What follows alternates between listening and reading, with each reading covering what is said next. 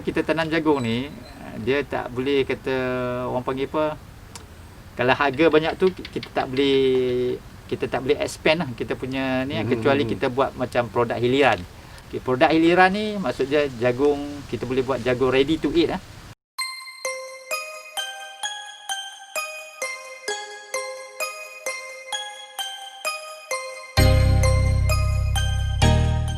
Okey, untuk tanaman jagung kalau latestnya lah, kita punya ada 4 grade lah. Satu grade premium, yang kedua grade A, yang ketiga grade B dan grade C. Dia penggradean ni dilakukan semasa nak harvest buah tu lah.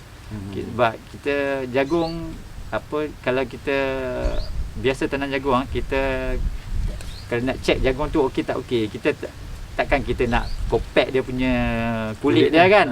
So itu kalau tuan-tuan tanam jagung, tuan-tuan boleh feel. Itu Tuhan bagi kita rasa, kita punya diri yang rasa Tuhan bagi. Kita nak harvest jagung tu, kita kena feel dia punya dalam tu isi. Dia tak perlu buka. Dia kalau macam kita pergi supermarket, banyak orang yang jagung dekat Giant ke dekat mana-mana supermarket tu, dia orang akan buka semua. Itu merosakkan lah. Kesian dekat yang punya ni, sebab peniaga sebab dah merosakkan. Jadi orang bila dah buka tu, memang orang tak ambil lah kan. Jadi kalau kita betul-betulnya, saya nak share dekat sini, kalau kita betul ada orang jual jagung, kita nak tahu jagung tu okey tak okey, kita boleh pegang dia punya jagung tu, kita boleh rasa di dalam tu ada yang ada lekuk-lekuk lah. Kita boleh pegang tu, kita boleh tahu lah. Kalau isi dia sekata, maksudnya isi dia sama semua, rapat semua, dia akan rasa okey, smooth dia. Itu di hujung pangkat, di hujung janggut tu kita boleh rasa memang full. Itu jagung yang full. Tak payah kita kopek lah, tak buka tengok. Jadi merosakkan lah dia punya ni kan, jagung. Kesian dekat penjual tu. Okey. Okey, jadi masa return mula-mula buat jagung, so dapat balik modal ataupun ada rugi ataupun untung masa-masa mula-mula buat jagung tu? Jagung ni dia dia tak ada bermusim. Jadi kita kena buat planning lah. Kalau ada tanah dalam 2 ekar, kita tanam. Okey, satu beg ke, satu minggu satu beg ke, ataupun satu hari satu beg ke, ataupun selang sehari satu beg ke, dia kena planning macam tu. Sebab kita tak boleh masak sekali sekata, sebab nanti kita tak sempat nak cari ni kan, cari kita punya customer. Lagipun dia tak boleh dapat sekali banyak, dan dia putus supply. Untuk supply. Jadi dia untuk continuously. Kita sebaik-baiknya kalau kita nak deal dengan customer ni, customer dia tak mau hari ni dia main dekat kita punya ladang, lepas tu besoknya dia kena pergi cari tempat lain pula. Dia tak suka macam tu. Dia selalunya customer dia akan, kalau dekat dengan kita macam hari-hari dia datang lah. Maksudnya supply tu tak putus. Jadi kita kena plan lah. Macam jagung dia memang tak ada musim, kita atur plan. Selang sehari ke tanam, macam mana satu beg supaya tak putus. So jagung dia 65 hari kita boleh harvest lah. Dah start daripada tanam lah. Dia cepat sikit daripada cabai lah, cili tu. Sebulan lah. 2 bulan 10 hari. Dia sebulan lebih cepat pada sebulan lebih cepat daripada cabai lah. Okey. Okey. So what is plan? Sekarang dah tanam jagung, boleh kata banyak kan. So apakah next step? So nak continue tanam jagung ataupun nak try tanaman lain ke, apa itulah plan? Perancangan saya pada masa depan lah. Kalau saya fikir, saya tengah buat pengiraan pun kos sekarang ni. Saya buat pengiraan kos sebelum ni, memang harga jagung sejak dari tahun berapa saya join dulu, 2-3 tahun, 5-6 tahun dulu harga jagung sama saja, tak naik. So saya pada jagung saya, customer saya naik tinggi sikit. Maksudnya dulu dia orang jual dalam 100 grade premiumnya dalam 75 80 ringgit satu gundi, 100 tongkoi. Jadi saya 2 tahun lepas, 3 tahun lepas, saya dah naikkan 85 sen. Jadi kita bukan kita naik 85 sen 100 tongkoi tu grade premium. Bukan kita tak bagi lebih kepada customer, kita bagi lebih sebab kita akan grade buah yang betul-betul besar saja. Maksudnya memang customer akan puas hatilah kan, yang kita punya jagung ni memang besar, memang grade premium betul. Dia sebab dia punya dalam, kadang-kadang saya pergi kursus hari tu yang dekat farmer punya, dia kalau kita nak penggradean ni, dia bukan setakat kecil besar. kalau dia punya buah tu besar, sekata semua kebanyakan dia kira grade premium. Kalau buah itu dia grade macam grade kecil sikit, jadi dia tak macam yang mula-mula tu. Sebab kadang-kadang tanaman ni dia tak boleh make sure semua apa standard punya saiz.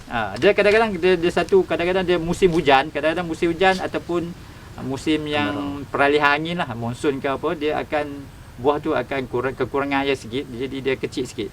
Dia tak sampai grade premium. Kita tak boleh set kategori premium. Tapi bagi farmer dia punya kategori, kalau buah tu seragam, dia boleh dikatakan grade premium juga. Dia tak kira macam saiznya saiz yang besar tak semestinya dia grade premium. Maksud dia kalau dia seragam semua dia grade premium. Kalau saiz kecil, dia kecil sikit pada grade premium tu, taklah sekecil sangatlah macam grade B ke lah. Jadi dia dikira grade premium juga. Okey. Itulah jagung punya dia punya ni kan apa cerita. So what is next plan? Next plan saya lupa nak cerita. Sebab bila kita tanam jagung ni, dia tak boleh kata orang panggil apa, kalau harga banyak tu kita tak boleh expand lah kita punya ni, kecuali kita buat macam produk hiliran. Produk hiliran ni maksudnya jagung, kita boleh buat jagung ready to eat lah. Ready to eat jagung, kita dah masak siap-siap, kita boleh pasarkan. Itu yang pemborong-pemborongnya, kalau fikirkan saya nak jadi pemborong sebenarnya, sebab pemborong ni untung. Dia tak perlu fikir pasal tanam, dia tak perlu fikir pasal pekerja, dia tak perlu fikir pakai baja apa semua. Dia cuma datang ambil dekat kebun, dia pergi tolak dekat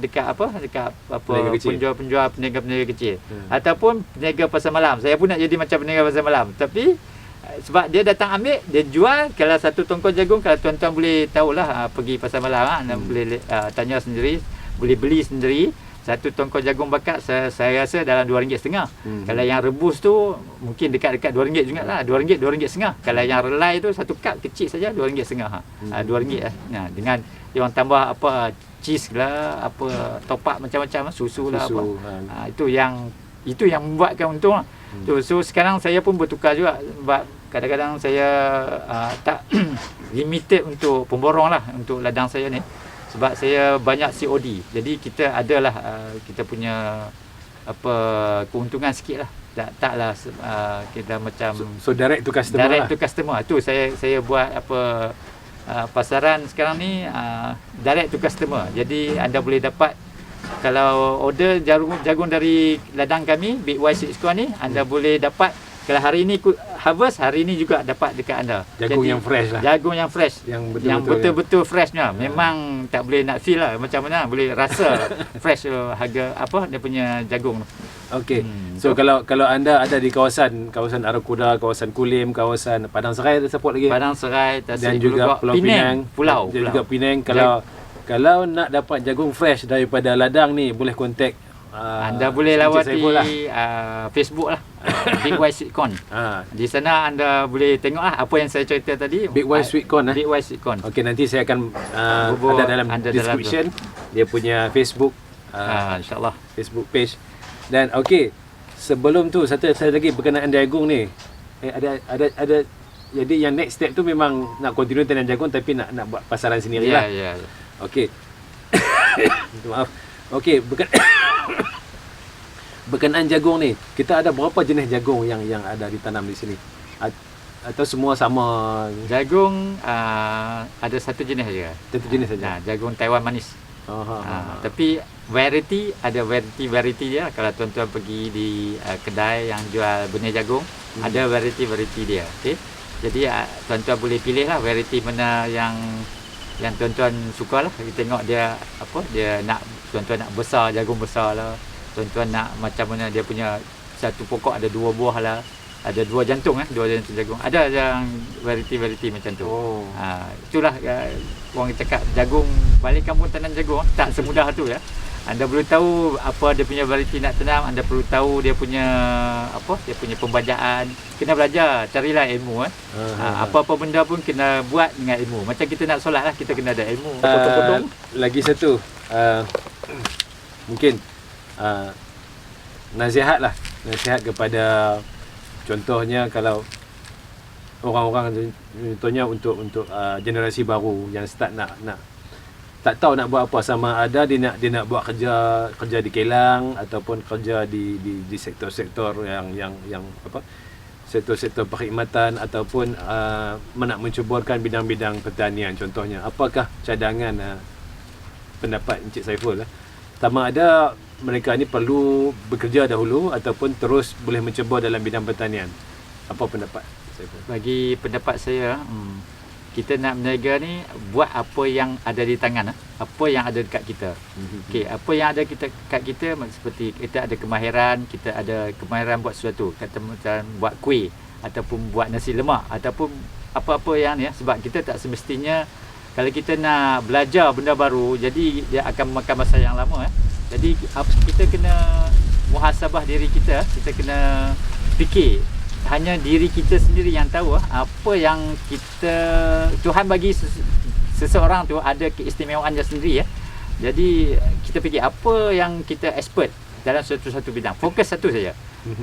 Contohnya saya bagi macam ada setengah orang tu dia buat popcorn jagung popcorn. Dia buat popcorn, dia tambahkan apa berbagai-bagai perisa. Kalau tuan-tuan pun boleh tengok dekat pasar raya kan, macam-macam ni. Dia boleh jadi jutawan. Saya ada baca kisah dia. Dia jadi jutawan. Buat popcorn saja. Sebab kita buat apa yang kita ada di tangan, buat apa yang kita tahu kemahiran kita. Kita janganlah nak buat macam benda yang susah. Buat benda yang susah kita nak kena fikir banyak. Jadi benda yang simple ni yang kita simple buat kerja, tak payah fikir complicated. Jadi kita penghalang diri kita untuk buat sesuatu tindakan adalah diri kita sendiri. Jangan bagi alasan. Orang yang beralasan ni dia berjaya macam mana? Orang yang beralasan dia berjaya memberi alasan supaya dia tak buat benda tu.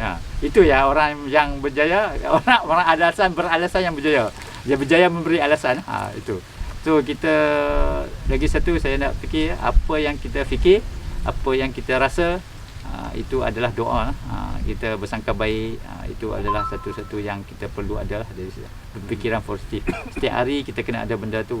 Lagi satu jangan lupa sedekah.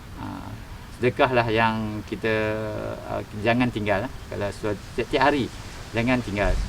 Kalau especially kalau boleh sebelum subuh, masa pergi subuh tu sedekah. Lepas tu kalau nak pergi kita kena kesihatan yang sentiasa dalam keadaan sihat. Saya teringat ada pesan sabda Nabi macam mana, kalau nak sihatkan badan kena puasa Isnin dengan Khamis. InsyaAllah kita follow, kita amalkan benda-benda yang Nabi suruh, InsyaAllah kita akan selamat. Okey, nampaknya kita dah panjang dah. Ya. Okey. Dan ni nak cakap 10 minit saja, dah sampai 1 jam. Saya pun tak tahu. Banyak sangat, memang banyak cerita. Okey, apapun kita ucapkan banyak terima kasih kepada Encik Saiful hari ini kerana sudi berkongsi sedikit maklumat dengan kita, berkongsi pengalaman dia mencuburi bidang pertanian, di mana satu bidang yang baru bagi dia, dan juga mungkin setengah-setengah orang dah ada kemahiran, tapi macam kami yang biasa bekerja di bidang sektor industri ni, kita banyak pakai komputer. Ya, kita banyak pakai komputer. Jadi kita mahir bahagian tu. Tapi bidang tu agak memeningkan kepala jugalah. Jadi kita Saiful beralih kepada bidang pertanian, di mana dia hidup dengan alam, hidup dengan berbumbungkan langit dan berlantaikan tanah bumi, yang di mana dia terus bekerja membanting, bekerja dengan alam, bekerja dengan tanah untuk rezeki. Semoga Encik Saiful terus successful di masa depan, dan semoga pengalaman yang dia berikan dapat membantu kita sedikit sebanyak. Okey, itu saja untuk kali ini. Okey, Assalamualaikum warahmatullahi wabarakatuh. Terima kasih kepada semua penonton-penonton.